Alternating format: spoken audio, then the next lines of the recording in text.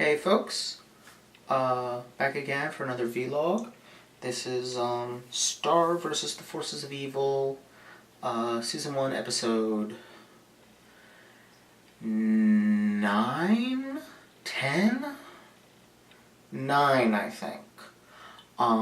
Freeze Day and Royal Pain. I'm going to start talking about Royal Pain because it's honestly the less interesting of the two.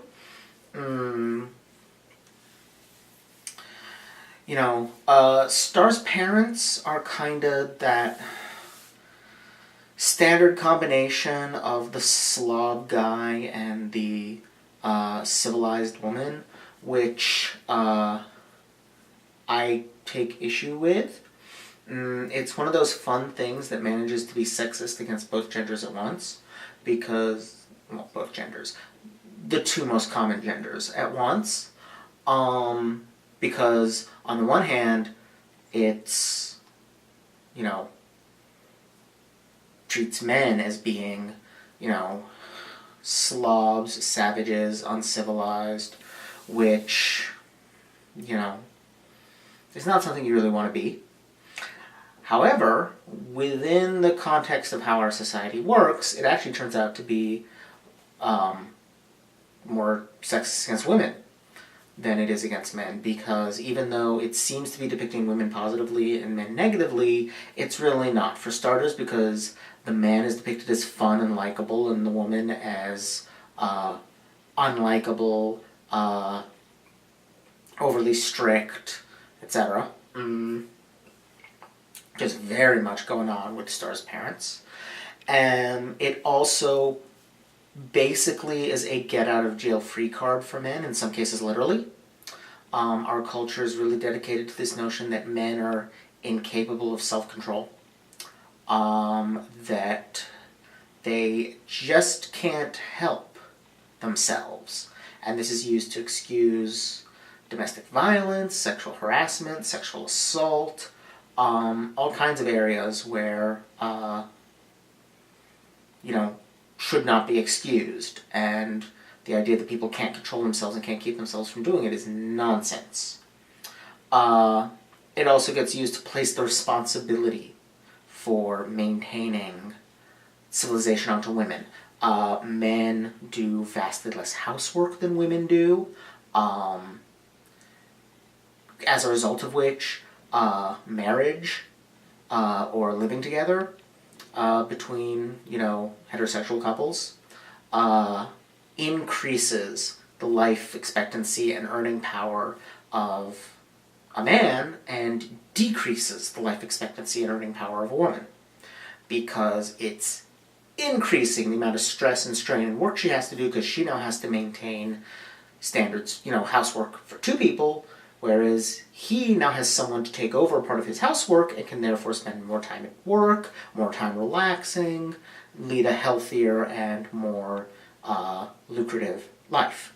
This is even in couples that make an effort to be more equal. Even in those, the more difficult tasks are more likely to be done by the woman. The more time-consuming tasks are more likely to be done by the woman. The more tedious tasks are more likely to be done by the woman. Even in couples that make an effort to be more egalitarian about it. Obviously, it's much worse in couples that don't. But that's all kind of traced back to this notion that, men just aren't good at self-care, at keeping neat, etc. And I say this as a complete slob. I am aware that I am able to get away with a slob more easily because I'm a guy than if I were a woman. That showing up to work, in a wrinkly shirt is not a problem for me, whereas it might be for a woman in the same field. That kind of thing. And that's, extremely unfair, and it's disappointing to see it perpetuated yet again. Comedy seems to be particularly full of it. Cartoons have it a lot, sitcoms have it a lot, and it's kind of a pet peeve of mine. So that was kind of distracting and annoying. And on top of that, Royal Pain just wasn't very good. It was, other than the Helios thing, which was weird and fun while also being kind of obnoxious and annoying. So that gag sort of worked and sort of didn't for me. Like, I thought it was funny when they made jokes about people going to orbit around him, or, him devouring the planet. But, the rest of the time, the episode was pretty predictable. The gags were exactly what you'd expect them to be. The, lesson is learned by all, that I'm sure will have been forgotten by the next episode. Yeah. Freeze Day was a lot of fun, though. I liked Freeze Day. I liked a lot of different things about Freeze Day. I liked the idea that, like, these cosmic beings, maybe they need to take a break once in a while. Like, it made me think of a short story I read once where Atlas wanted to retire. Atlas, the guy who holds the sky on his shoulders in Greek myth.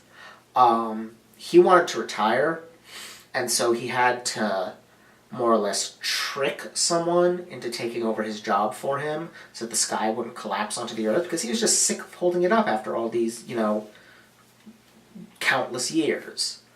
I think it was referencing, I think there's a myth where someone did have to hold the sky for Atlas temporarily. And I don't remember who it was. I don't think it was Hercules. Actually, maybe it was. Maybe one of his labors involved trying to get the apples that were guarded by Atlas's daughters, and he had to... I don't remember. I do remember a short story that was set in, like, the modern day where he was trying to trick somebody into doing it. And he succeeded in tricking a party planner who liked to describe himself as the kind of guy who carries the world on his shoulders.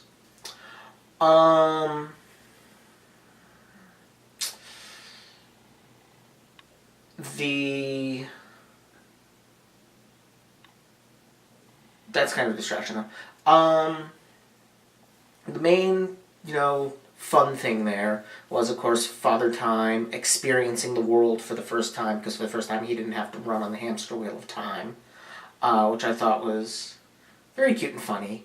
I loved some of the gags in the Plane of Time. The soft clocks everywhere were great. Obviously that's one of the, like, 2 or 3 pieces of art that everybody in the world has seen, but, it's still good. I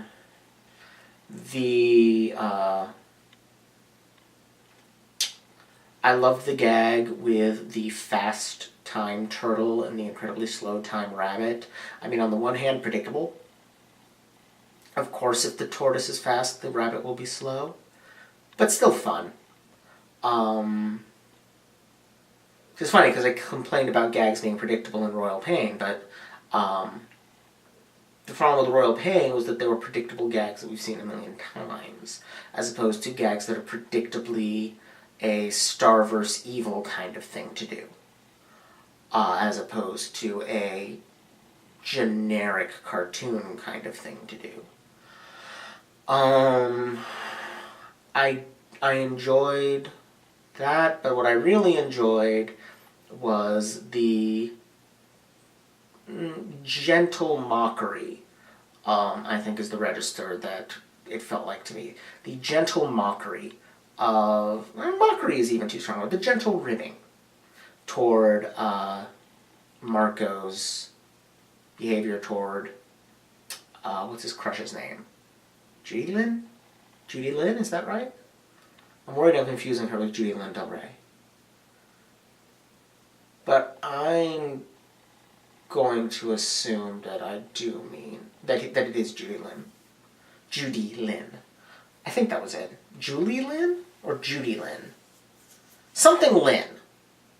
Anyway, the girl that Marco has a crush on, and how he's been just nodding at her, because he's working up to talking to her, but he's been just nodding at her for looked like a decade. And, on the one hand, I am sympathetic because, of course, any form of communication with another human being is a harrowing experience full of death traps and terrors. But on the other hand, put up or shut up. You either talk to her or don't. You don't really have an in-between. You don't get to describe it as a moment when there's no communication involved. It's not your thing because, guess what, Marco? You and Julian don't have a thing. She doesn't know you exist because you've never talked to her. I mean, she knows you exist. She recognizes you because you've been in the same class for umpteen million years, but you have no relationship because you have no communication. And the only way to rectify that is to communicate. I know, it sucks. I know, you want to write out a 500-step plan that will enable you to have zero risk of rejection, zero risk of failure, guarantee to get what you want out of your interactions with her, and everybody gets to be happy ever after. Here's the problem. And it's the same problem I like to point out with things like, those pickup artist assholes, things like that. Any kind of dating advice, really. Here's the thing. The reason that there's a risk of rejection is because the other person gets a choice. The only way that you could have no risk of rejection is if the other person had no choice, at which point this ceases to be about dating and becomes a form of assault. So either your guaranteed success plan is no such thing, or it's incredibly immoral and illegal and you're a terrible person for attempting it. Either there's a risk involved, or you can't do it. Sorry, that's how interaction with people works. Like I said, any interaction with another human is a harrowing and terrifying experience full of death traps. That's life. I'm sorry that there's no way to eliminate risk. I'm sorry that you have to worry about it, but that is the nature of being a human being in the world. You can accept it and build relationships with people anyway, or you can not accept it and be alone forever. Those are viable choices. You can go either way. You just don't have any other options. You can make a case-by-case judgment. You can say, okay, is this person worth taking the risk for or not? And that's fine. That's your choice.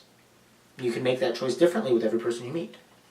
But you're still not getting rid of the risk.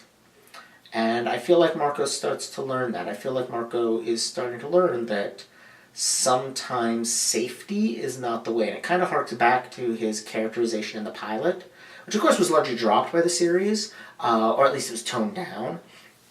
But in the pilot he was Mr. Safety. He was always safe all of the time.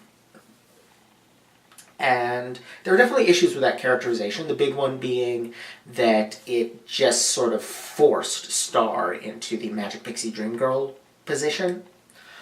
So I'm glad they dropped it, but I'm also glad they kind of hark back to it here, and I mean, it's completely understandable that he wants to play it safe, because he's inexperienced and anxious, and those are things that make people seek out safety. But he's starting to realize that doing the same thing forever, doing the safe, familiar thing forever, is boring and kind of sad. And so he tries talking to her. Now, admittedly, he's gotten only as far as hello, which is not very far, and actually still pretty safe. But, baby steps. Nothing wrong with baby steps. You're still moving forward. Eventually, you got to take bigger steps. You got to take grown-up steps. But when you're just getting started, baby steps are probably the way to go. There's a reason babies start with baby steps, because they're not ready for grown-up steps. So I did like that. I liked that approach to it, that take on it. I like that there's never been any suggestion at any point that Judy Lynn, I really hope that's her name, owes Marco anything. There's never been a suggestion that, he, quote-unquote, deserves her attention. 'Cause he doesn't. Because, again, that would imply the other person, the notion that you could deserve someone's romantic attention implies that the other person doesn't have a say in it, at which point it is no longer anything romantic, and in fact quite the opposite. So I'm glad that they don't do that.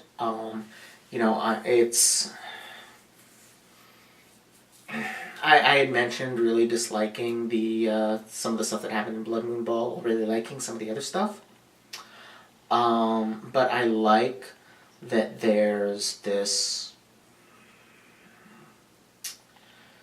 there's this sense that it's not, there's this sense that feeling entitled to another person is a mark of, if not outright villainy, then at least being annoying. And we kind of saw that in Royal Pain with What's-His-Face. And for that matter with her father, and for that matter with Star herself. There's this whole succession of characters that feel entitled to the time and attention and space of other characters, that feel entitled to be indulged in their whims. And they get progressively worse as we go, because of course Star is disruptive, but at least the things she does are fun and generally harmless. Generally. Then you go to her dad, where the things he does that disrupt their life are dangerous and destructive, or at the very least, like in the case of his clothes and the late night fighting, very, very disruptive. And then you get Helios, who is just a grade A asshole that destroys everything he comes across. Speaking of, major missed opportunity there. They should really have flushed Helios down the toilet. When the king said, that he doesn't know where he's going to put Helios, I was sure they were going to cut to flushing him down the toilet. In fact, I suspect that the first draft of the script had them flushing him down the toilet and that they were forced to change it. Because I'm guessing flushing characters down the toilet is something that, standards and practices frowns upon. I don't know. The toilet scene was the best part of that episode, which is really surprising because I don't generally like crude humor, but they managed to make it devoid of crude humor, which is awesome. They really should have flushed Helios down there. I think that's about it, though. I guess I did, at the end, find a way to tie these two together, which is always nice. I have noticed I am aware of the title of the next episode. I noticed that it is one title, not something/something else, which implies a half-hour episode instead of 2 segments. Because the site I've been watching this on pairs the episodes, I believe, the same way they were on original broadcast. So it's 2 11-minute segments with opening credits at the beginning of the first one and closing credits at the end of the second. And they've got, they title them with first segment/second segment. The next episode I noticed is listed as just the one title. And I did take note of what title that is, so I presume we're going to be visiting there in the next episode. I'm interested. I had rather assumed that St. Olga's was going to be season finale material, but we're still a couple episodes away from that. So, curious to see what's going to go on there, and what that means for the finale, unless they don't do a season finale, unless, it's just, more episodes, which is certainly something that shows do. Disney Channel in particular, like Gravity Falls had a clear season finale that functioned like what we're familiar with in season finales, but Phineas and Ferb, I don't think, did that often, if at all. Those are the major recent Disney Channel shows I've watched. So maybe this show doesn't do it either. Maybe this, the St. Olga thing is just going to happen as a double-length episode, but nothing, like not a special date. Or maybe they've got something else planned, I don't know. Anyway, see you guys next time. Bye!